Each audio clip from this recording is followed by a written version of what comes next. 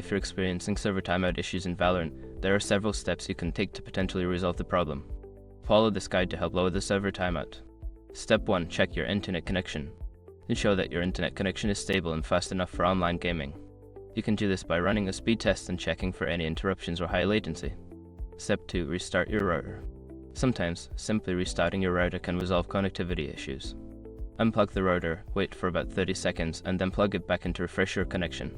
Step 3. Close background applications. Close any unnecessary applications running in the background that may be using your bandwidth.